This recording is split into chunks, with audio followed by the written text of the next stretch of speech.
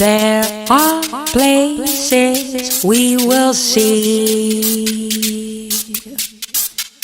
Dreams become reality.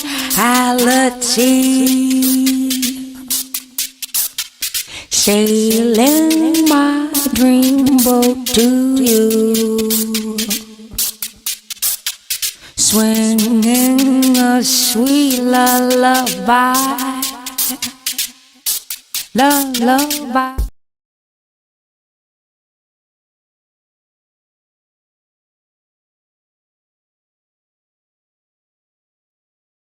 Welcome to Decisive podcast series by Roberta Ingram, co-hosted by Zoe Massa. We go live.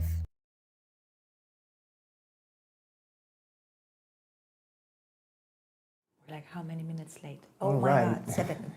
We are 7 finally. minutes late. Hello, everybody. Welcome to Decisive podcast series. Roberto Q. Ingram here with my co-host Zoe Massa. Zoe. What, Roberto? How was your week? Well, the week just began and it's How wa- Monday and it's a Monday, like a typical Monday. Everything went wrong. Everything has been on a 2-hour delay. Actually, we're doing pretty good because right now we're just 7 minutes in delay beginning with the show. We're live and I can't believe it. We made it. I don't consider it a delay. I consider it a check to make sure technical things were linking up. This is our first time doing it abroad outside of my inspiration studio. So to make sure everything's going correctly, we had to do that. The delay was necessary. So That's how it goes. And I make up for it like glittering. What do you think? I have like almost Christmassy glittering sweater because I was also expressing Santa. my excitement about our guest tonight. yeah. But first, before we get there, tell me something. What was the toughest part of your day? One of the toughest. Actually, was getting up. You know me, I'm an early bird. I Yeah, always 4 get o'clock up in the super early. But the last nights there is a construction on the train that runs, very close to my Yeah. house. So 3 o'clock in the morning they start working and it's so loud. So I'm up since 3, and then I very much out of my own habits fell asleep again because I was just so tired. So I woke up and so from there everything was like I was running, and I made it. So The toughest part of my day was I was so pumped, man. I had all these variables going on in my head, and I'm going, okay, I got to take my dog. I have to go pick up the light. I got to make sure this is working perfect. How am I going to do this? And I called 2 friends. I called Frankie Janaski. Thank you, Frankie, for being here to help me with the technique.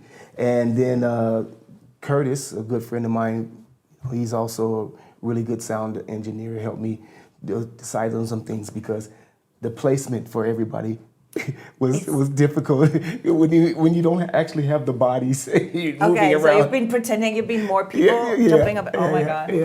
Yeah. So that was just part of it. But I'm really excited about today because today we have a gentleman which I think is really accomplished really a whole lot. I remember when I came here to Munich, I was transitioning to this sound that had this down-tempo jazz, new jazz sound. And when I came here, Michael Reinboth, our guest today, was one of the one that attracted me to Munich scene doing this sound with some of the, I think his first club stuff was at Atomic Cafe, if I can remember correctly. Yeah, you do. So everyone, today, before we get started to introduce our guests, I would like you to go to the, right now to Decisive Podcast YouTube channel and subscribe and follow. Also, don't forget to go to the Compost YouTube channel. There, we're also streaming live, and make sure you let us know where you are in the chat. We're also in the chat. We'll be monitoring the chat to check out your messages. If you have any questions, we also introduce those to the podcast. So now, without further ado, Zoe, I'm gonna let you do this one this time to introduce our guest. Because my German is so much better than yours, so let me say this. Everybody, welcome Michael Reinboth. It's such a great pleasure and honor to have you here. Yeah, thank you very much for inviting me. Hannes, I'm pleased that I'll be part of Roberto's podcast. How was your Monday? Yeah. How was your Monday? How was your Monday? Oh, funny, I had 2 meetings, very long meetings with a new artist which we may sign, but it's a little bit secret. I can't say who, but this was a long talk with my whole team and a female artist, and yeah, looking forward to hopefully get her album. So I'm keeping my fingers crossed for her. I'm keeping my fingers crossed for her. Yes.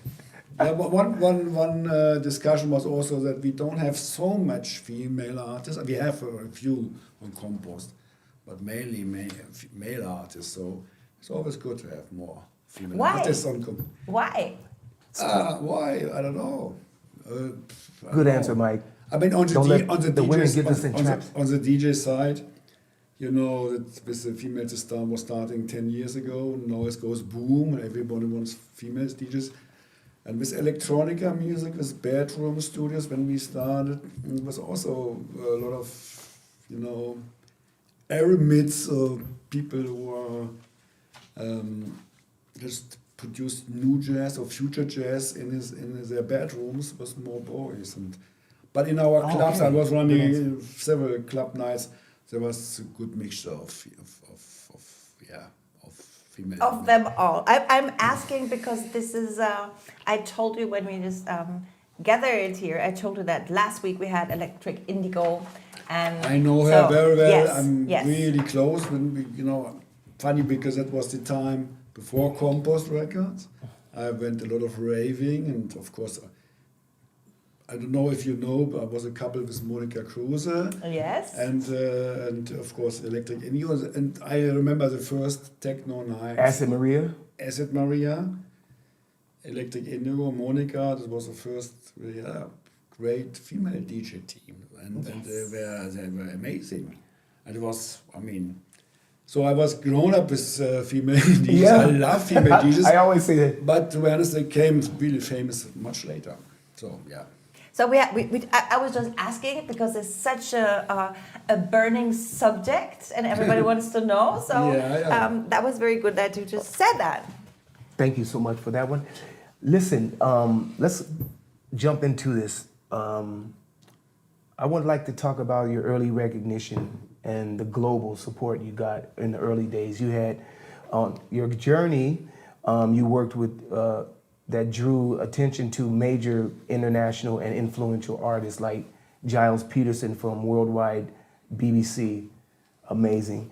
Talking Loud, Paul Oakenfold, Carl Cox, Danny Tenaglia, and artists like Rainer Truby, Kruder and Dorfmeister, Jazzanova, and the Phone Flash, just to name a few. All of them supported you while you were building this concept. My question to you would be, what did that level of recognition mean to you at that time?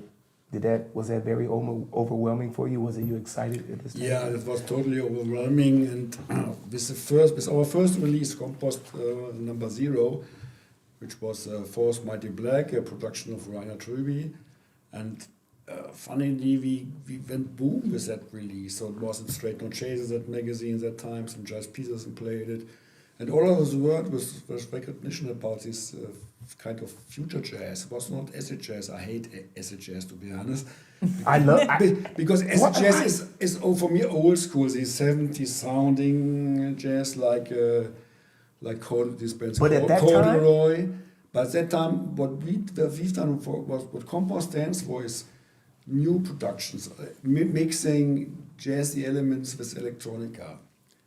And Force Mighty Black was this kind of track with samples as well, but in general it was knob fiddling production music, not live music. And also my Future Sound of Jazz series, this was maybe the beginning of this term future jazz. And we were maybe the first German label who released this. And that's why we get recognition by Giles Peterson, James Lavelle from Movax, and a little bit later on also with all the house guys, because simultaneously I was running Compose, another label which stands for house, with DJ Linus, Pufo, Ralf Gamm, and also one of my early house productions was on the Compose label. So we started. Capital A? Yeah. I was starting with Compost and Compose, and there was also a third label called Compute. But there's only one release on Compute. Tell me something to what Zoe said earlier about Giles Peterson. Who were they to you? Whoever that may not know who Giles Peterson were, how important was? Now the thing is, I've met all these people like Norman J, Giles Peterson through my club. I was running a club night called Into Something. We were starting in Munich at the Babalu, a little bit later at Park Cafe, and we end up for 12 years every Friday night at the Muffathalle. And that was 3-4 years before Compost.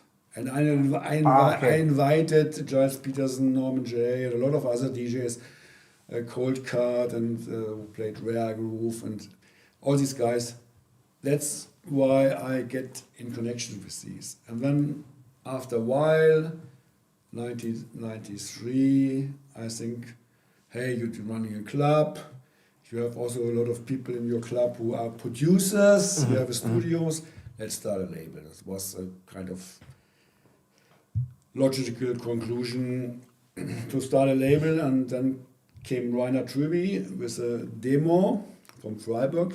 I invited him also as a DJ, and that was start, hey Rainer, let's do this, let's go to with Jan Krause, Beanfield, and then I was starting also with Beanfield in the studio. The intro track you played is this Beanfield classic. So, and mainly I get involved and get in contact with all these people through my club night.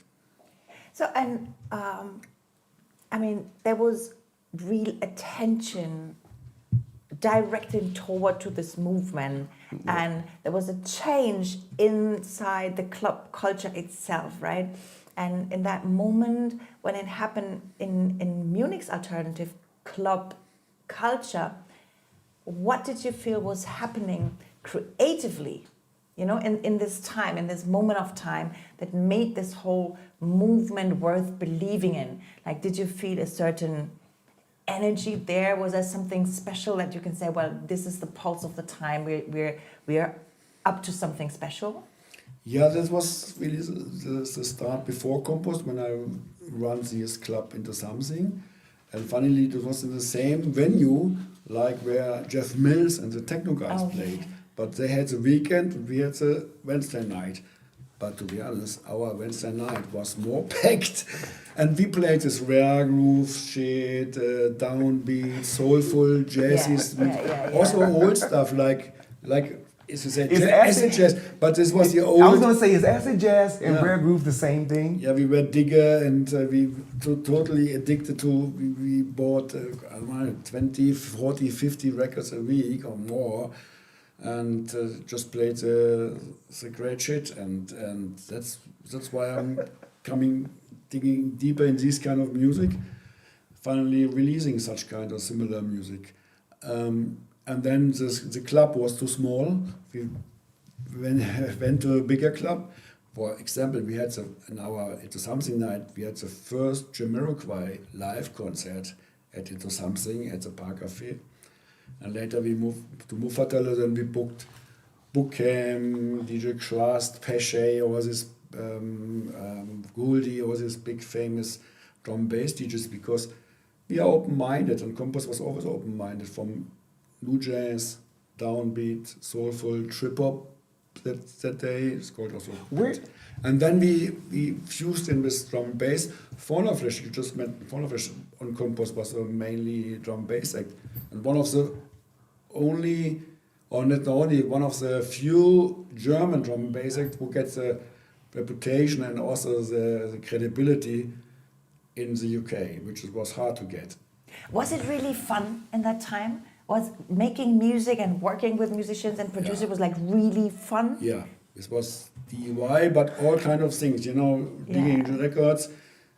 selling, buying records, producing in the studio, remixing, being on tour, all kind of everything simultaneously. And I'm a workaholic, and it was much fun. It's still much fun. You know, I have to ask. I hear you describe the sound.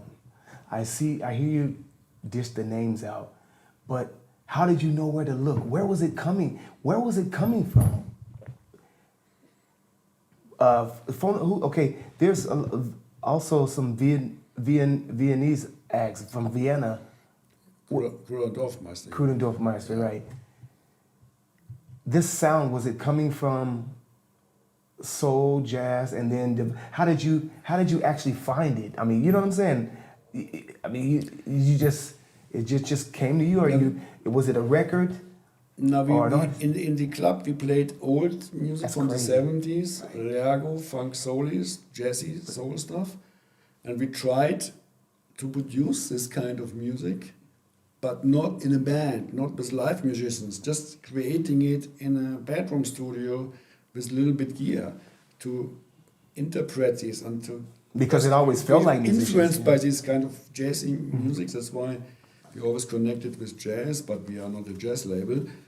And that's where it comes from. If you're playing this every week, this kind of music, but with variety from downbeat, with hip-hop influences, samples, and up to house, you're always open-minded, and that's all your influences which you like to put in your music as well. So we are kind of a diversity, open-minded. What I always say, we are a hybrid label. Hybrid means a hybrid of jazzy elements and electronic production.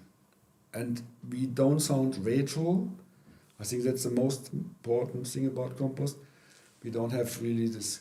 Well, for me, acid jazz is retro. Mm-hmm. It's full okay. Mm-hmm. It's the music from the 70s.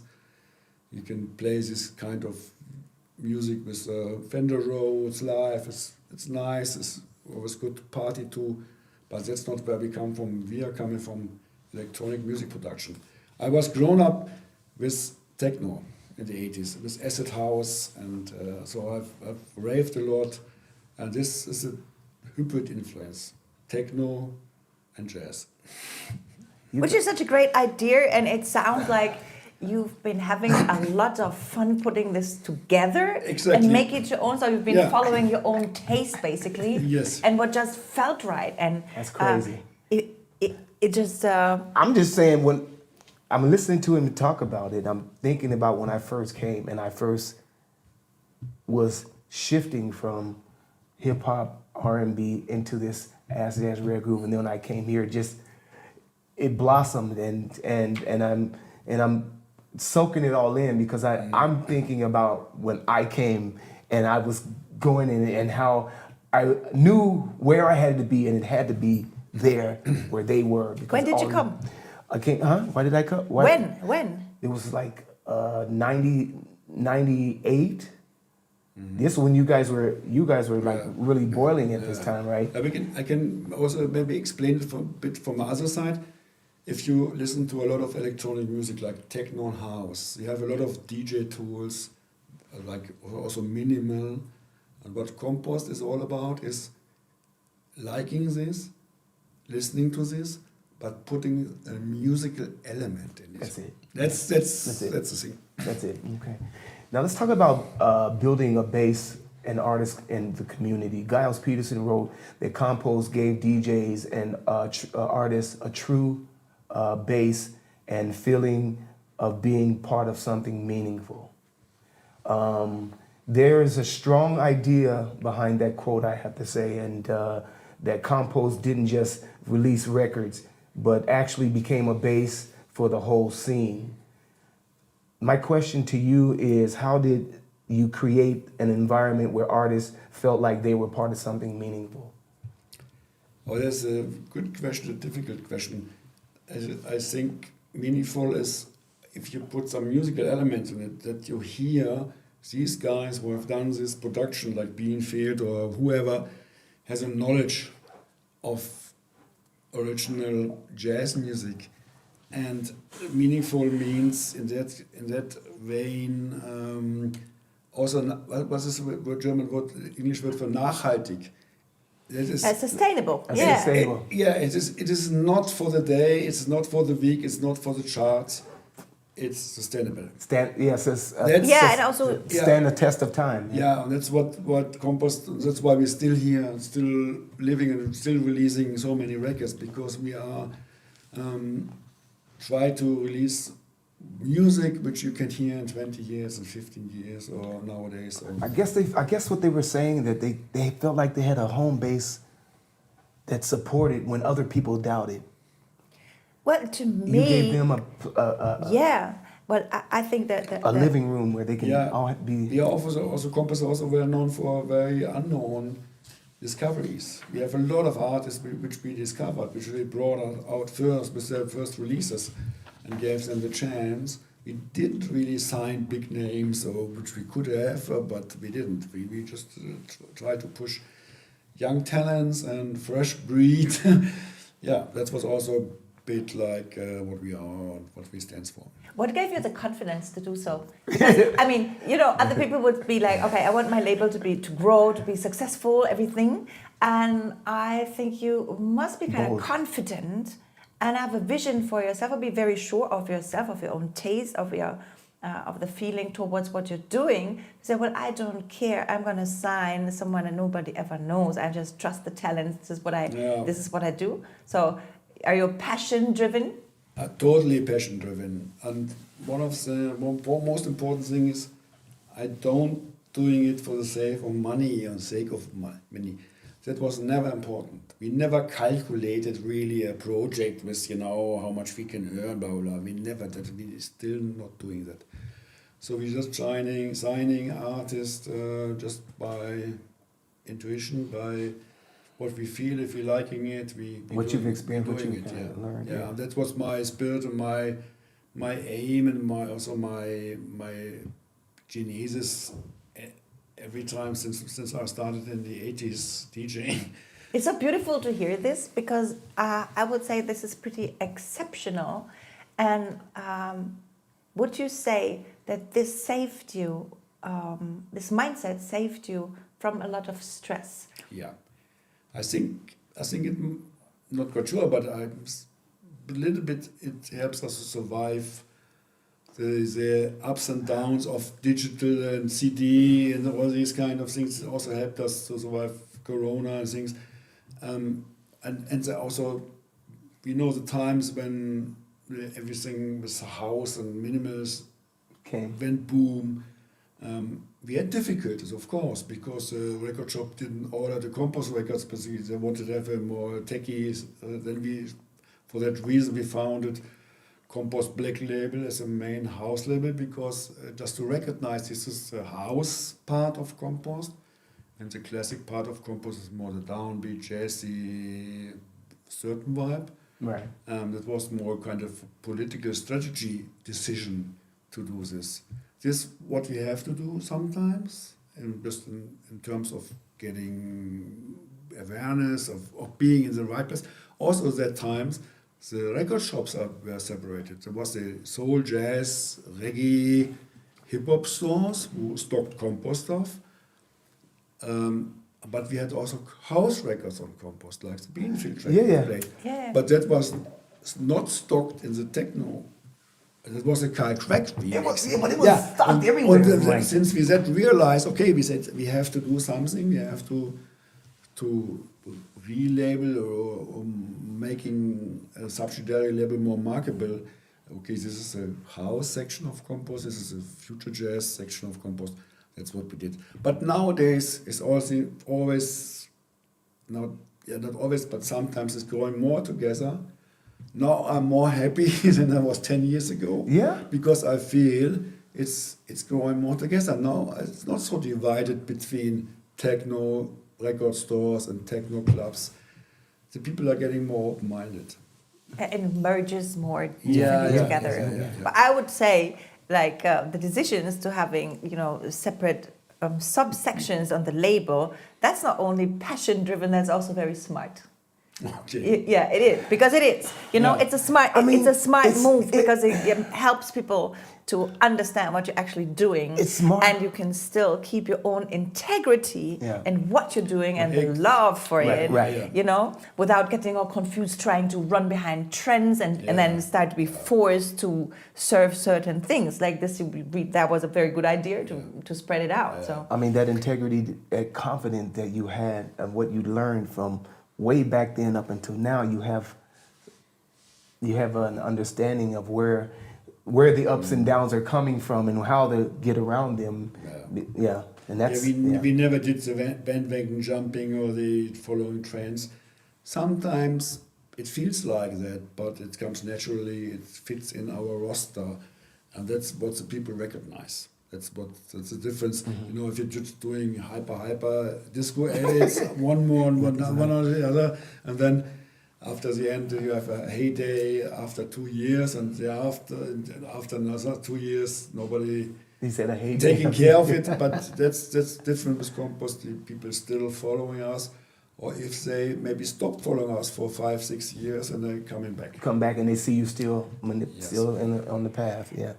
Could you say that there are some artists that especially kind of helped shaping the sound and the identity of Compost, especially in the early years? Or would you say Yes. like, Definitely would say, of course, it was Rainer Trüby with the Trüby Trio. Yep. Latin house, Latin jazz, all Latin influences. Frankie loves Same Latin like house. Louis Vega and mastered its work, and they loved our stuff and played our stuff. Then Fauna Flash with drum and bass, Beanfield a little bit maybe, this was my project with Jan. And of course the cooperation with Jessanova.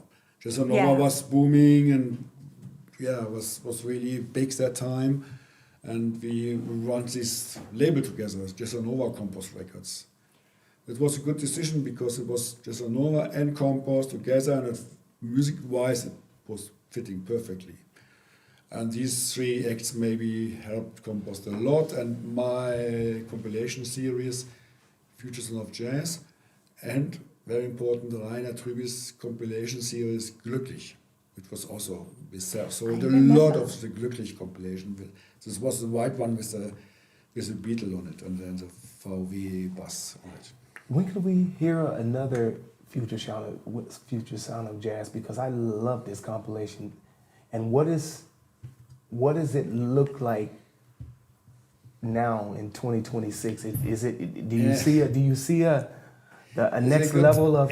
I'm funny because we have done 15 issues, 50 volumes, and it was quite about this last 3 years, and because I didn't have the right tracks or didn't Good.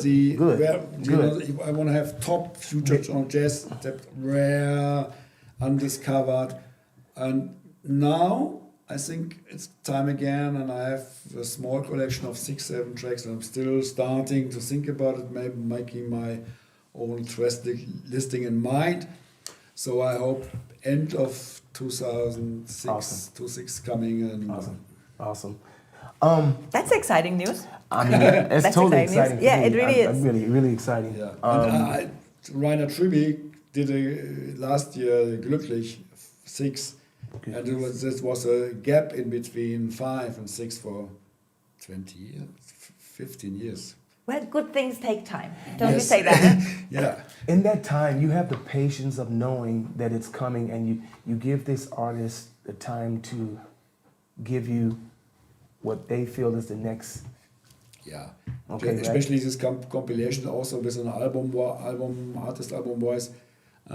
I don't do any pressure. We must do, this was so successful, you must do a next one.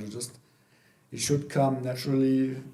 If you feel like, if you have enough good tracks as well for the album, then I'm not this A&R guy who push the artist and say, hey, we have to release something. Just waiting. Sometimes it comes really good, sometimes it comes nothing anymore. We have a lot of artists who didn't deliver any follow-up. But is that, would you say as an A&R, because you just said A&R, and for people that don't know, that means artist and repertoire, right? Would you say that you have a person that also is, your artists turn to you and talk to you when they get stuck in a project? Or they like call you up and say like, Michael, I need your advice, or could you come by, or could you listen? I don't know which way to go. Yeah. A lot. I mean, we're talking a lot about music, ingredients of the music, directions of the music. Well, some artists don't have to because it's perfect, like Christian Brommer from Faunaflesh, his new album coming next year. So I know what he's doing, what he's delivered is perfect. So there's no chat and no nothing about it. Maybe some sounding elements or so, like technical things. Or mastering, but yeah, with a lot of other artists are talking about ingredients, even if it's the little thing like shorten it or just making or it's a really nice boogie instrumental. Let's have a look for a vocal, things like that. And they trust and they trust you. When you say, or they don't, it's not like personal, hey, you don't like this? I love this. What do you think? There's no ego in there? No, there's a lot of respect. Okay, good, perfect. Okay, good. Yeah. That's important, very important. Yeah, I think so. I love that. I really love that. I want to give the artist respect and yeah. I really love that, yeah. Believing in vision before the scene caught up was a topic I thought about. According to Giles Peterson, again, there were many years where people doubted the direction and questioned the movement. He noted that many in the scene didn't get the vision at first. What helped you stay committed to the direction during those periods? We kind of talked about that a little bit, how you... I think it was also our passion and feeling to keep this on, the ball rolling. I mean, these people were doubting. And also if you do this producing and DJing, you're around. Okay, and you're getting more input from friends, because we did a lot of Futures of Jazz tours. Also sometimes with artists who played live, sometimes just only DJ sets. And so it was practical things of mixture of being around with the music. Good. It's like you playing live on certain stages, and you know that this music is working. The people are going absolutely nuts, and the people that are doubting have no clue. I think well, actually, I don't really care too much. I mean, you know, it's like I think once you commit to your own vision and to your passion, I think it really helps a lot, because there will always be obstacles and you always have to go through. Sometimes you're up, sometimes you're down. You keep going because this is just what you do. And I think when you think in terms of longevity, right? You don't come for a short run, you come for the long run. So this is why I said before, I think it helps to prevent a lot of stress. When you do what you love and you do it in your own alignment to your own, values also. So it really helps a lot to pass those periods where it's not so easy. I mean, for someone that masters his craft every single day, I can relate to that clearly. I can really relate to that clearly. But to actually see what he said, if you're playing a track that no one ever heard before and you're playing it certain people and you can see them react. And some of the doubters, passionately like this is what I wanted to hear. And that is where you get goosebumps and where you have these tracks always in your favorite box or on your playlist or whatever. I mean, you got to stand by what you believe in, that's clear. Yeah. But it also can be other way around, that you play a track which you totally love, you're totally into it, and you're convinced that this is so great. And maybe it's new to Giles Peterson, these guys, because it's a discovery from yourself. Then it doesn't work. and that can also be happened. Is that But I don't give a shit. I mean, whenever I played and DJing, I play what I like, what I want, what I'm standing for, and I'm not a DJ nude. I mean, at our stage of the game, this to me is understandable. It's clear. But as an artist, when you're presenting these things, I want to see them enjoy the record. I want to see their reaction. This is, whether or not they do it is something else, but anybody can say I stand for this and I stand for that. I'm gonna buy, if I buy this, I've been collecting and buying records for a long time, so of course I'm gonna, but what I really enjoy the most is that you saying to me that you can see people react to it and that you know that it works, even if the other ones don't, you know, and they need time to catch on. Yeah, of course. It's always kind of a challenge, and But coming from the time when we just played I started DJing in 1980, we just played records and we didn't mix. And when we start my club night into something, when we played 70s jazz, a rare groove, then a modern electronica trip hop, like let's say a Portishead track or a drum and bass. I'm not such a big fan of mixing. I'm more like a selector. I would like have a technical great guy in front of me who doing like in reggae, who doing the technical things, and I just select the music. Of course, you can't do this nowadays, but that's what I like, and that's where I'm coming from. I like it, and I think it's trending again. Yes. It's trending again. You know why? I really think it's trending again. Convinced. I would love that it's coming back, because in the 80s, of course I can mix, but I didn't mix with consciousness, because I just want to present them the track. Exactly.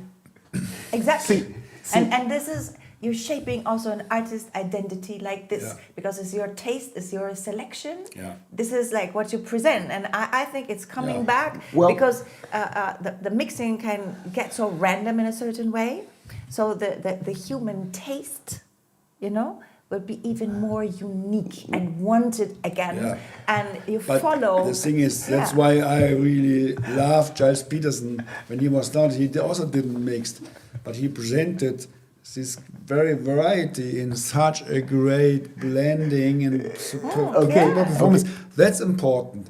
Just play rare, unheard music to the people, and they are, I'm gonna go on deeper than that, meaning that this is part of DJing, and there's different levels.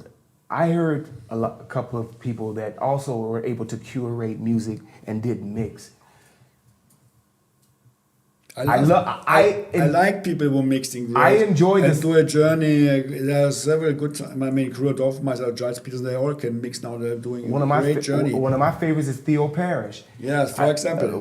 One of my favorites is Theo Parrish. Yeah. But still, the DJ mixing skills to me is important. But that is good example, Theo Parrish. Also, Solade, they have a really journey from down DJ Kotze also as well. So what you're saying to me is just part of the whole thing that we do as DJs anyway. And so I could care less about that. I like what you said. Mm-hmm. If I'm on the dance floor and somebody's just mixing and they blend it, they ain't beat matching, that's where the storytelling comes in to me.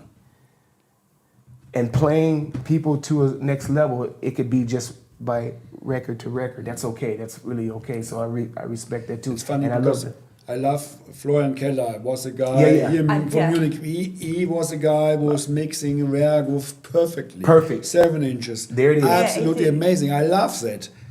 But he is, and that is his world. This is his life, and he's stuck with that. Mm-hmm. I'm more open-minded. I'm really from analog music, from new wave in the beginning to tech house, and I listen to all kind of stuff, also experimental music and jazz, and that's why I can't mix. I can mix, but I know you can mix. What's cool about that is that that just made me jump back to COVID, where mixing no longer was, and people were listening again. Yeah. Now we've come to a point where Japan has introduced listening bars. Now we're going back into this listening thing. That's right. So what does that tell me? It tells me that we recycle. When I wasn't DJing before, I was playing records before, because we had one turntable, belt drive, and you're listening. So now we're going back to this re-listening again. I mean, right? Technical wise, every person in the world can easily mix with this new DJ mixers and with sticks, and they have every source of every record they can have on the stick, and it's easy. Also, the quantizing on the DJ mix is it's so easy, and that's why I think nowadays you have to present something different. And that is what can be different. The music. The music. It can be deeper, more spiritual, more I don't know. Whatever that artistic. And also if you do a student party or wedding party, doesn't have to be so deep, undiscovered. Can be also like bit commercial, but soulful. That's important. Mm-hmm. I love that, soulful. That's important. Can we Yes. quote this? I'm Yes. going to quote you. Yes. Michael Reinboth said, it can be a bit commercial, but soulful. Oh, yeah. I like spiritual. Yeah, I mean, so commercial. I mean, in terms of Funny, entertaining, company events and or easy. wedding parties. Yeah, or- absolutely. I don't want to It can hear "I be Will fun, Survive" again. You know, just like at this. my wedding. I don't Absolutely. want to hear "I Will Survive" at my wedding again. Yeah, but I really love it, and it's so true. You know, the soul is defining us also as humans. You know, so the AI will not be so soulful, because the soul is coming from, you know, it's a person, it's something, it's a vibes that you have. Yes. Every person has, and the souls, we say souls Yeah. connect as Yeah. vibes connect and Yeah. frequencies, and this is how we actually really feel the music. Right. Yeah. Because it's coming, like we all ourselves, everything connecting through frequencies. That's just a medical fact, right? Yeah, yeah. So a robot does not have a frequency like this. It's different. They're gonna steal our frequency, so beware. No, but I think the soul. They're gonna I have like your- the soul. they're gonna have I'm gonna your stick. frequency. I'm gonna stick with that. I have my quote. But, I have my quote. but in a You few touch years' that. time, you will have robots with the KI and the. Yeah, maybe, We gotta be careful. maybe. Well, actually, we're moving on, and I say, well, Compost today, right?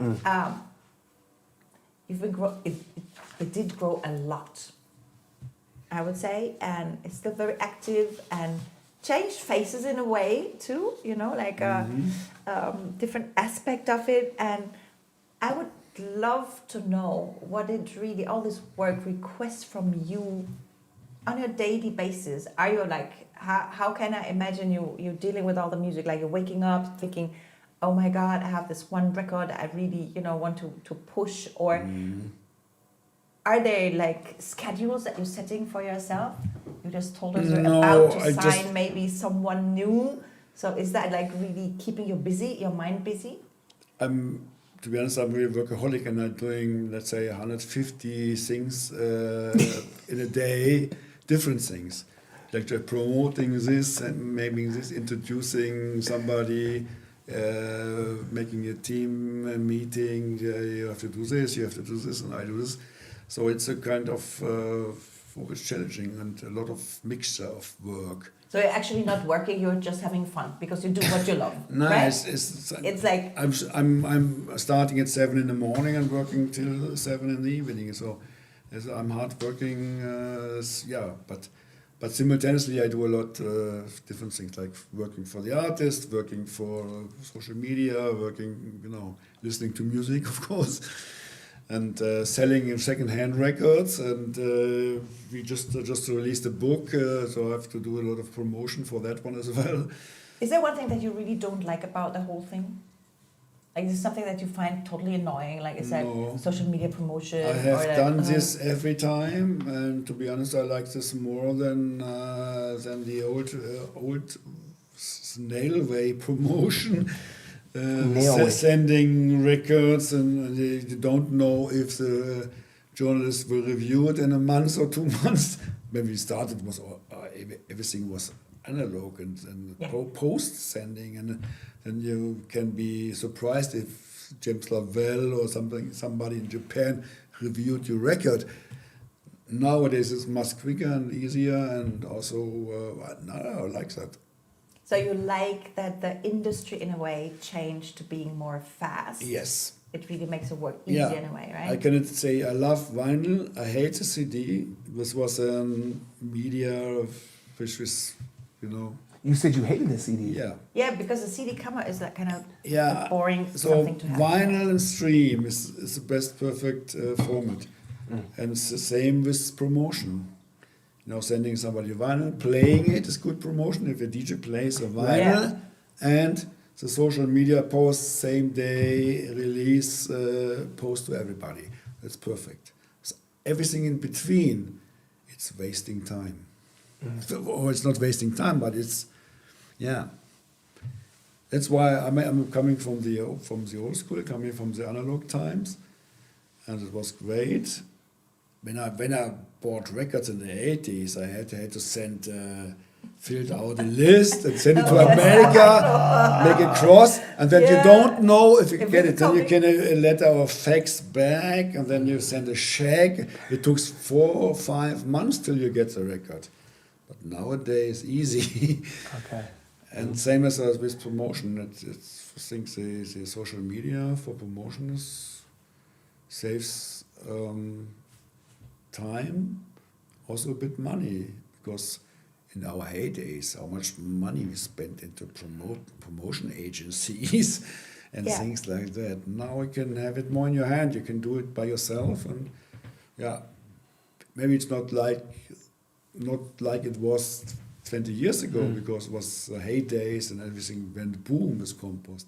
It's difficult because so many releases and so many different genres and vibes, but it helps.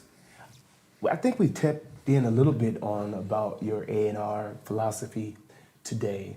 Compost is known for signing new artists instead of relying on, like you said, established big names and stuff like this. You've always taken a unique approach in signing artists.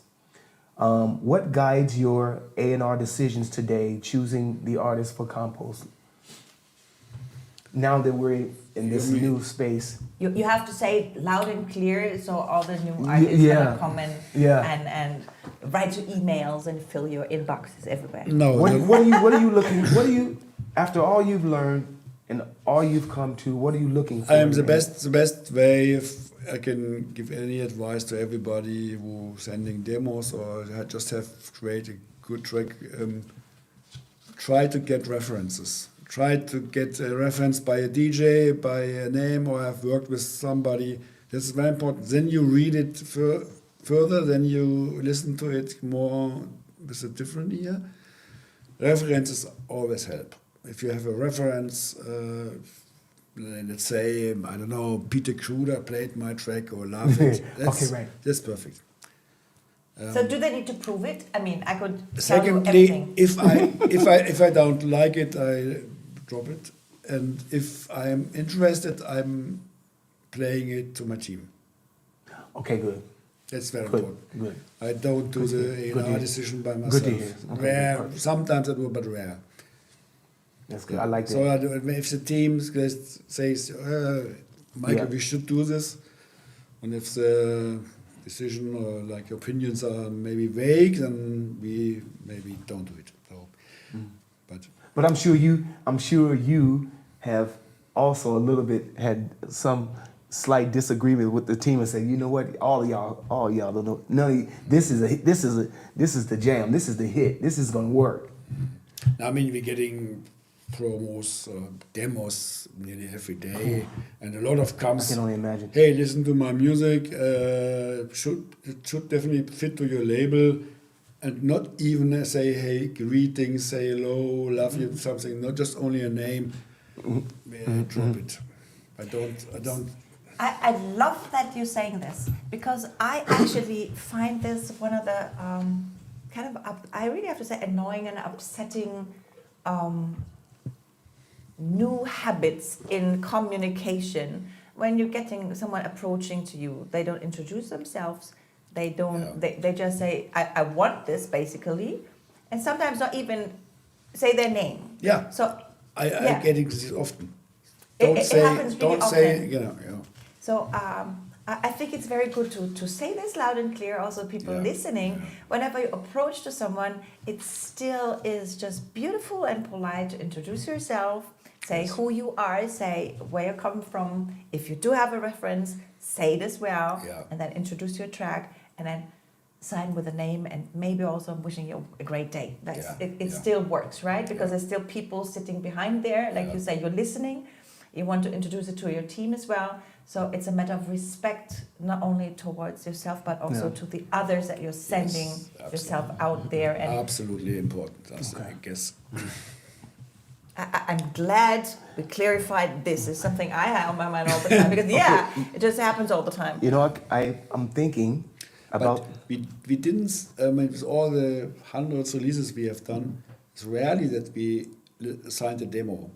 Most connections come face to face. The people I met in clubs and the other people, or knowing people like Compost artist Rainer Trüby, and Rainer said, "Hey Michael, I've met people here with a track.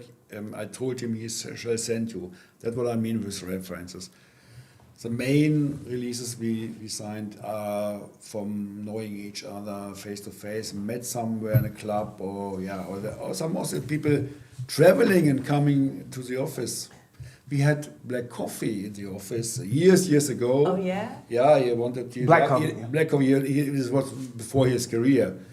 And we waiting. Then it was a nice talk, 1.5 hours, and then he left. And we were expecting some tracks, but he never sent because in the meantime he went boom in South Africa.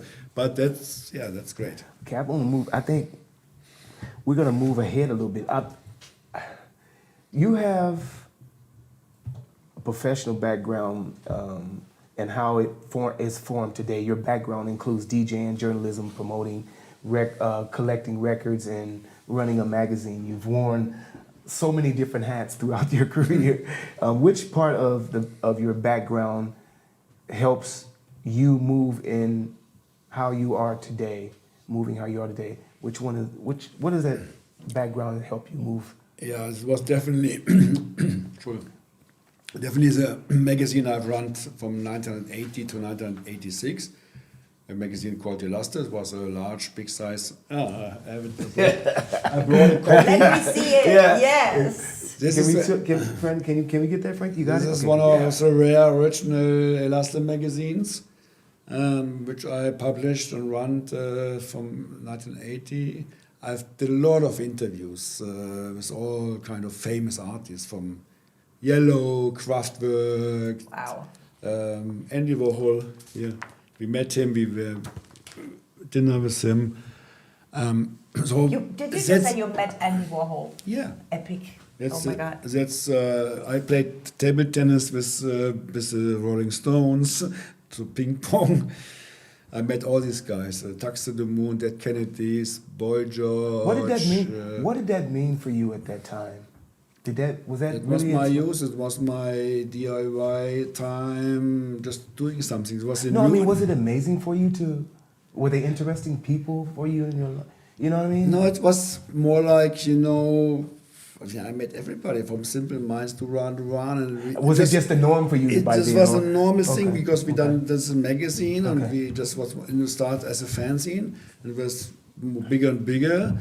And it was easy to meet these people and to interview. There were artists, really famous artists like Falco, who said, "I want to get in your fucking magazine," because we were hip, and that's it comes from. So it was not really, and that was a time. But this was my second, the history, or very important for my career as a label runner, whatever DJ, is that I worked 20, 30 years as a music journalist. And that was a start.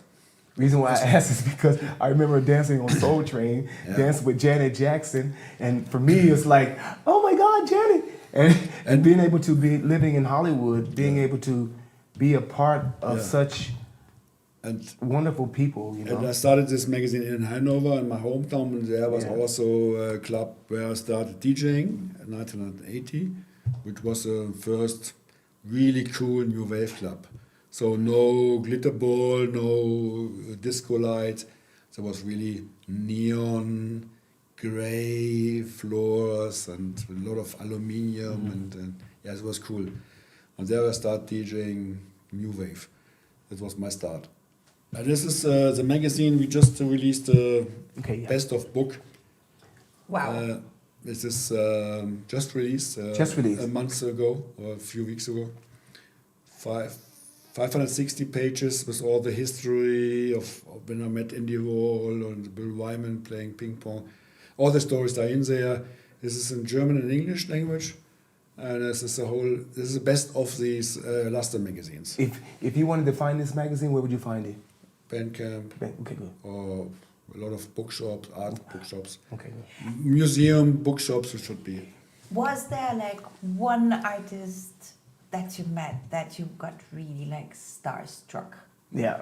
in that time? It was like one that you're like, one, just okay, I don't know what to say. I know I have to do the interview, but I am so excited to meet this person. Like, There was I did an interview with James Brown and with Bobby Womack, so those Are you more the kidding soul me? guys. And Yes, with James shit. Brown, I know that he was a bit pushy and blah blah. So I was a bit shy and was not quite sure how it runs, but it was quite okay. And I did one with Philip Glass, which was more like an intellectual, political interview. So there's quite a few different. The only one where I really dreamt of and would like to interview was Bowie, but I never met him. We have exclusive photos of Bowie. We met him just for photos, but not for an interview. Okay. that would have been a dream. Yeah, definitely. I'm excited about this next topic. Are you? So you started Yes. then? Okay. I say this because now I think we get Thomas in soon. Your catalog curation and legacy management. Compost holds a large catalog of classic compilations, reissues, and vinyl releases. You're responsible for a significant and respected catalog. How do you decide what parts of Compost catalog to highlight or to revisit today? You're asking me what is my highlights of Compost. You would revisit today. Of course, the Futures of Jazz series and the Glücklich from compilation from Rainer. Nummer 1. We, but also are proud of is the Web, the jazz project, which now 5 albums, and then the 6th album will be recorded next week in Munich. And Peter Gall, the drummer of Web, won the German Best Jazz Album this year, so from official jazz award. Yeah, there are so many releases I'm proud of, and few which I think we shouldn't have done it. We heard before more than 550, about more likely to be 650. 600 and something. At the moment, we releases. catalog number 650. That's it. Plus subsidiary labels like Rumpelmusik, Compost Disco, Casanova Compost Records, Elaste Records, because this is also now a label. We have around 800, 900 releases 800, 900 releases. in 30 years. That's a legacy and that kind of epic. And you're still going strong. I think this, and I mean, just seeing you talking to you here, I hope you so. sound like you still really like what you're doing. And, Yeah. and this is beautiful to see. I don't get tired, I don't go to Rente. You're not going to retire very soon, no. Stay here, stay strong. Yeah, because music keeps us alive as I'm gonna give well. this an You know, iPad. it really keeps us Yeah. going and alive. Yeah. And as long as you Yeah. not get tired, your ears don't, you Yeah. know, get dry. Let's Zoe. Let's jump to topic 15 because we have Thomas in the 15, all right. we have Thomas in the logger waiting for us. I am going to go here so we can. You can. Yeah, we're gonna go. You're talking now about my record collection. Yes. We're gonna move to that now because Thomas has been sitting around waiting, and then we'll go back to the other ones. Okay. Yeah. Let's talk about your collection. You have a long-standing passion for vinyl, for sure. Paul. Yeah. Since when? Yeah, since 1980 when I started DJing. Okay, good. And I was carrying the records in the curver boxes because that time there was no DJ trolley and vinyl only. Yeah. You love vinyls for decades. You've loved vinyl for decades now. How did selling other collections on Discogs begin for you? I started with my own collection. I had around 70,000. It was too much. That was too wow. much. It was too much. You had them all. Have you had them all? Yeah, I started selling part of my collections 10, 12 years ago on Discogs. I had also a lot of records twice, and I had this track on compilation. And Yeah, right. That was so double. I started with my own collection, and it was running so well every day. Sold, and then I talked to some other people like DJs, Compost DJs or friends like DJ Linus. They also have collections, and then I started selling collections for others. And nowadays I have 40, 50 people who's giving me their collections and I'm selling them in commission. Sometimes I buy also collections, but I'm nowadays number 3 in Germany. Discog sellers number 3 in Germany, number 10 in Europe, Woohoo! and number 20 in the world. We don't have this button here now We- because we we usually have- have a button where I can make an applause because I think that's very cool. We have daily 40, 50 packages we send out. Wow. There's a separate business, so nothing. I mean, of course, it's Discogs selling second-hand records, and I have 2, 3 employees for that. And I'm definitely happy to be a part of this company. He's selling some of my records as well. Yeah, I like Very that. good. everybody has records twice, promos, and the bought the original. And you know, nowadays a lot of DJs playing with sticks, with USB. Yeah. And that's to get rid of your collection. Okay, on this And part, for my collection, I kept 5,000-6,000. It's fine. It's enough. Thomas is going to be taking us around Okay. through the lager. Where's my other head? Oh, there's your headphones there, so you can hear him. Hello. So, Camera Kid Thomas says hello.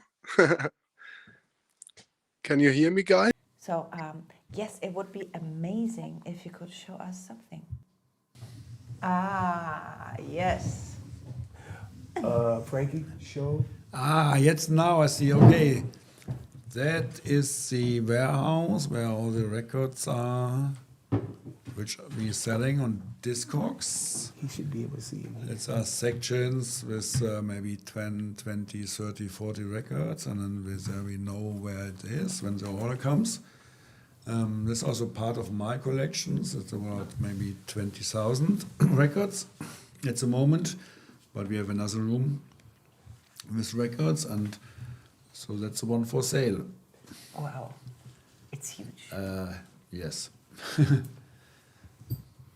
So that's directly next to our office. This is a last book. There are 560 pages. Oh, wow. The pile of the book, which was released last week or 2 weeks ago.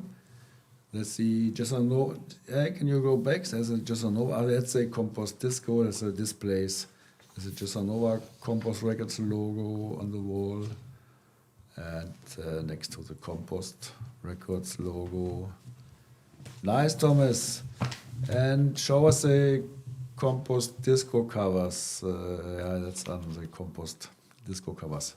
Made by Benjamin Röder, the artwork. Benny Röder is a DJ from Munich, an artist and club runner as well. He's running the Club Charlie. All right. Fantastic. That's the office. There's a shelf with Compost stuff and records and all the subsidiary labels. And the meeting place, All right. Thomas, thanks a lot. You gave us a nice introduction. Thank you, Thomas. Thank you, Sorry about the Thomas. feedback, man. Okay, thank you. Bye-bye. Thank you, bud. Take care. See you later.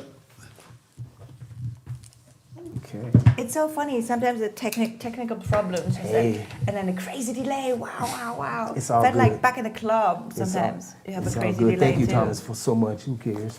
It is what it is. All right. Is there one song or one album that is like your all-time favorite forever? You say, I can't live without this one.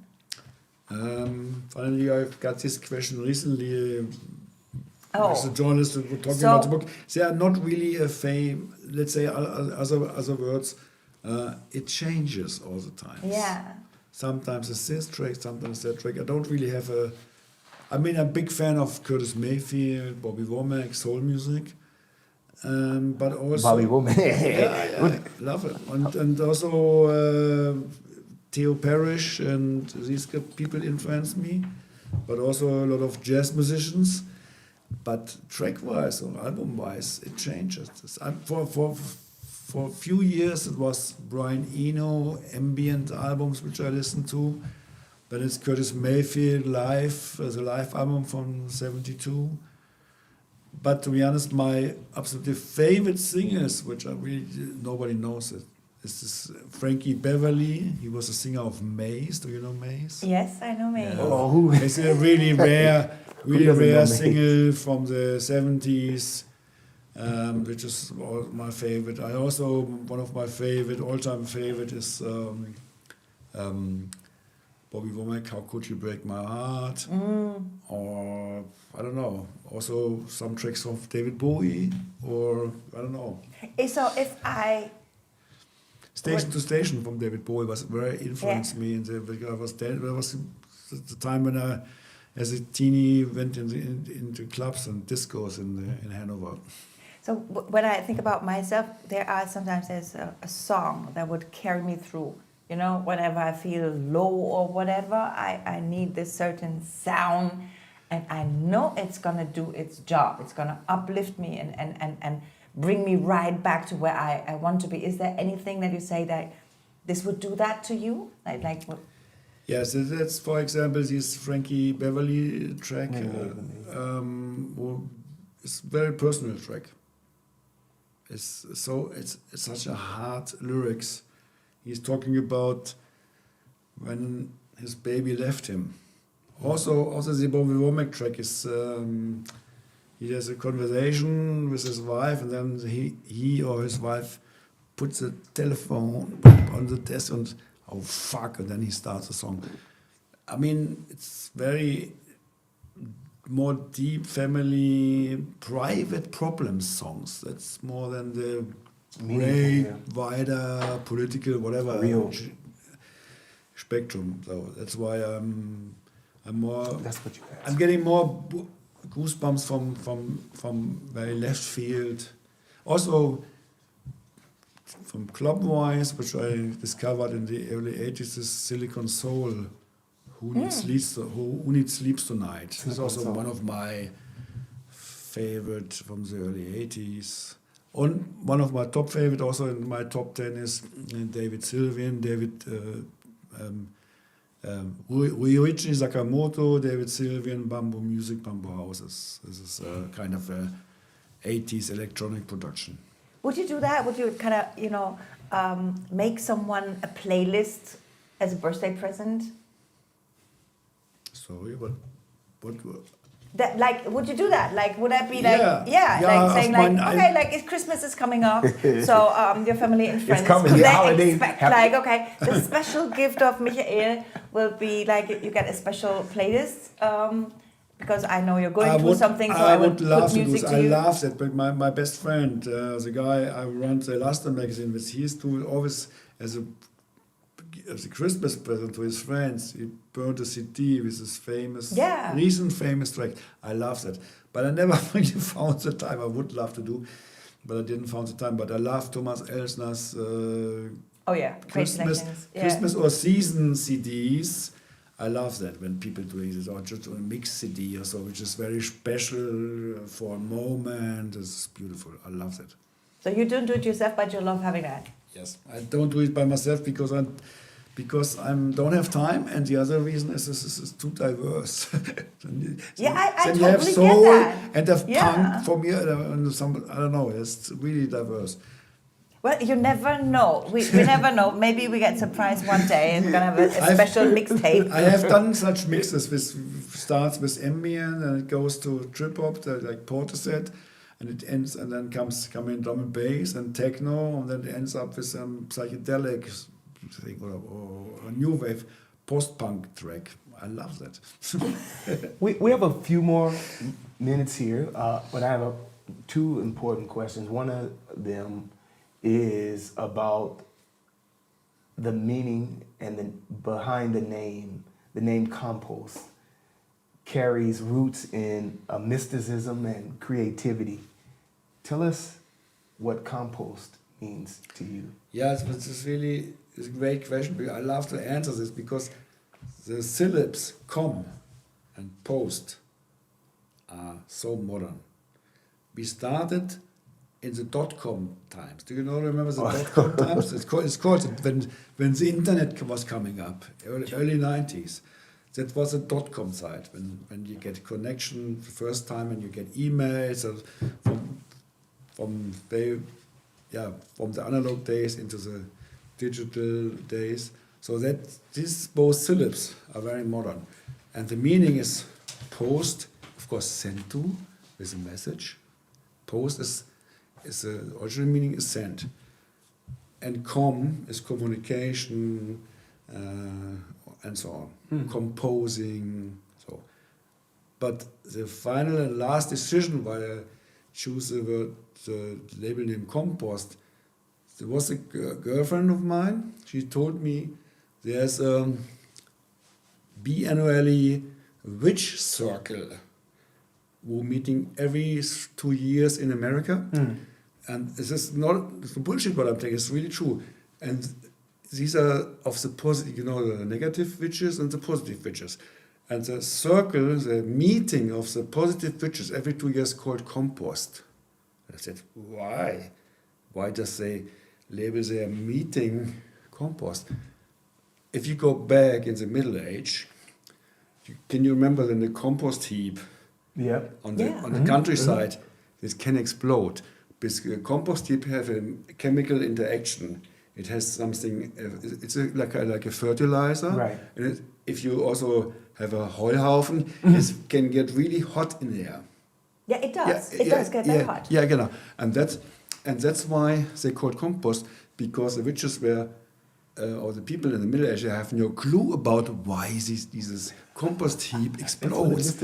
And they said, okay, these are the witches. The witches made it. No way. Yeah, the witches made it. And they said, that is magic. That is so magic that I need to label my name Compost. Okay, great. Because compost has a magic in a positive way. Right. In a positive, as a fertilizer. A bunch of positive Well, witches. Yes, and the spells still work. The spell is unbound. The skill of the And spells. the final conclusion is also that we use old music, rotten music, as a fertilizer sampling. Okay. We working with sample music, with digital music, and with analog music, putting them all together, and it can explode. I am speechless now. I love it. The spell is not broken. The positive witches still doing their thing. It still works. You hear, you positive thrive. witches. Yeah. You can Google that, the compost. Trust me, I will. Absolutely will. Did we talk about his soul? Book of Soul? Did we talk about the Soul Love 20 years of Compost Records? Yeah. Did we? No, I don't think so. No, we didn't. That's the last one. Oh, that's the other book. Yeah, okay. That is the other book. So please tell us about it. There is a next book. Now that was the book we've published with Compost 20 years, or was it 25? 20 years. 20. With 25 we did a big box with exclusive remixes. The book was just following a concept. We wrote 5 questions and asked everybody we met in the world, and we know each other, like from compost artists, famous people, DJs we invited, people we know, these 5 questions, and we published it with pictures in the book. Okay. That's the story behind it. This was a release at the Compost 20 years anniversary release, together with a download code of music.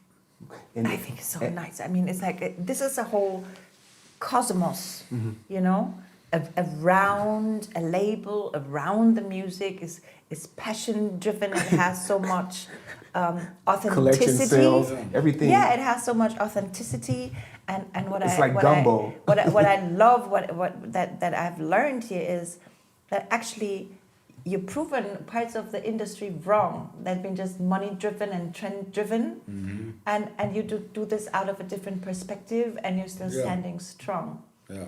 You know, and very independent as well. I'm convinced that you can survive. Maybe I'm a good example for it.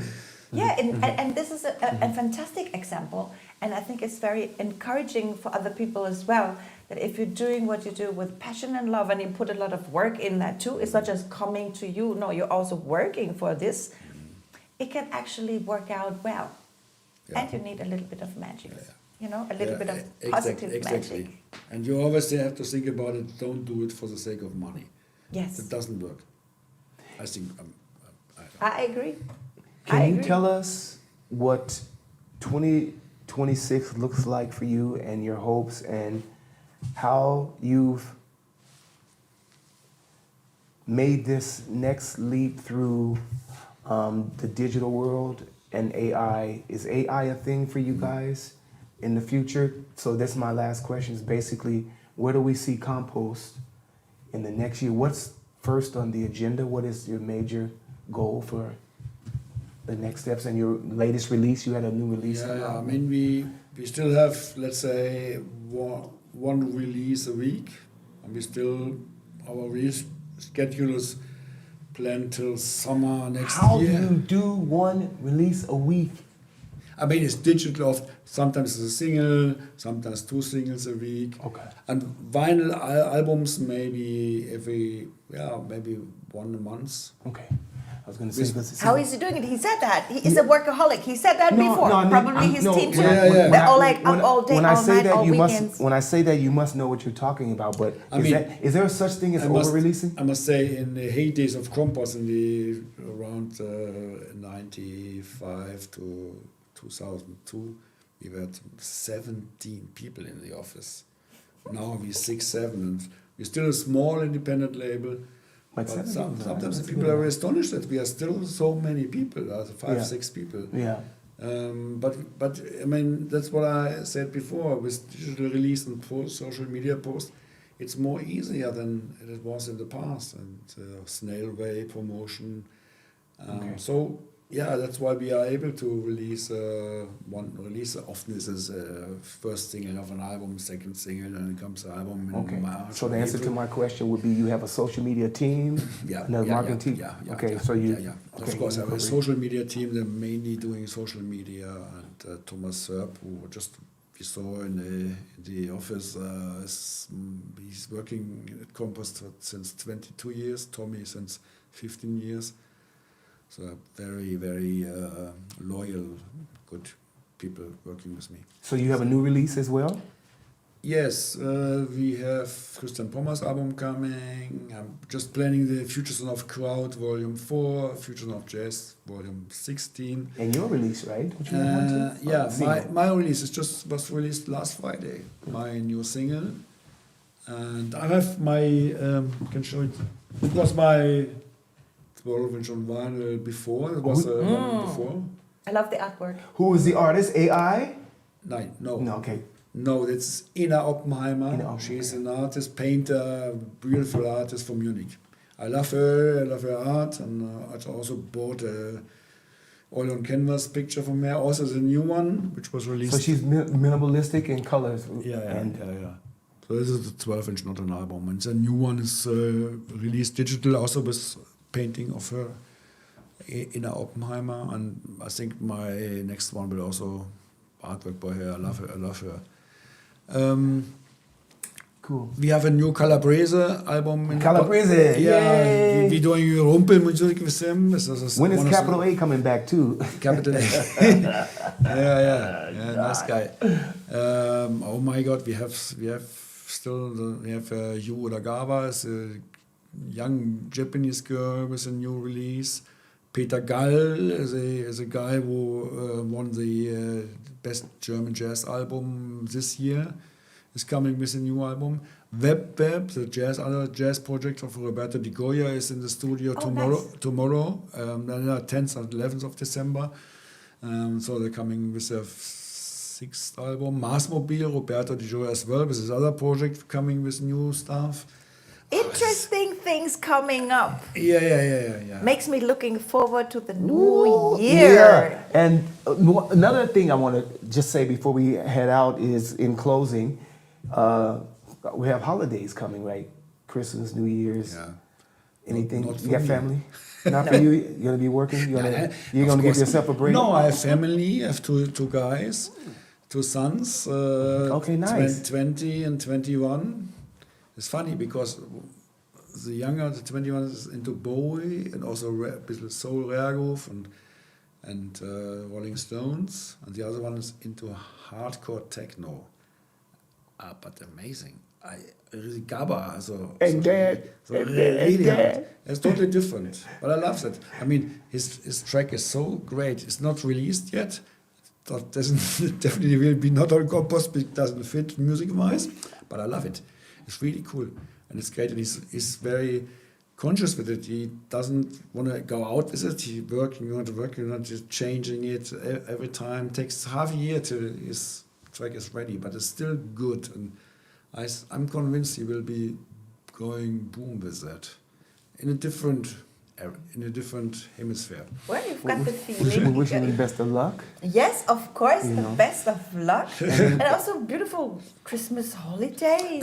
Yeah, so of everything. course we have a Christmas tree. I just bought it yesterday. Oh, Sunday. wow. Yeah, Well, yeah, we yeah, still yeah. don't have one. Yeah. She got 2 boys. Okay. Yeah, I've got 2 sons, but I only have the stars and full of candles and my little light bulbs and things up, but no tree yet. And I'm super excited. My daughter's coming to visit with her 2 daughters, and for shortly after Christmas into New Year. So I'm really excited about that. Yeah, I love the time. I love the Yeah. these kids are now grown up and with their girlfriends, whatever. I don't know.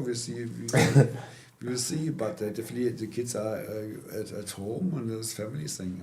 I loved it. I had it with my family, and I never would miss it, and can give it advice. Try to fire Christmas with your family. And a lot of good food. I am looking Yes. forward to this. I'm as gonna well. cook my Okay. turkey. So wonderful. I mean, it was very special that you took all the time Yeah. and tell us so many things. Thank you very I much for thank you. inviting me. Yeah. It was a pleasure. And I've been dancing on your parties back in the days. Okay. I'm gonna. Yeah. Thank you. I want you to, on Thank closing, Arigato. I want you to send us away with some useful words of advice we have a lot of challenges in the world today, and we're changes and ups and downs, and I can maybe close with, I know you also since more than 20 years as a DJ in Munich, visited a lot of parties where you played. You also addicted to music, Of course. a music lover, record collector, nerd, whatever. Hey, give me 5. I appreciate it. So really love to work with such people who have a little bit of a history in all this. thank you so much. And now I'm looking forward to sending you some demos. Okay. Yeah, what about? Thank you so much, Michael Reinboth, and much success in the future. And I'm really appreciate being on the promo list. I'm hearing and I'm seeing here in the promos. Thank you so much, and keep it up. I'm wishing you all the best. And Thomas Herb, thank you so much. Thank you. And the team that are working on the vinyl sales, keep it up. It seems like they said vinyl was dying, but it somehow it just keeps. Yes, It definitely. can't. Stay forever. I'm going to bring you one of mine. I love vinyl, and we love vinyl and stream. Yeah.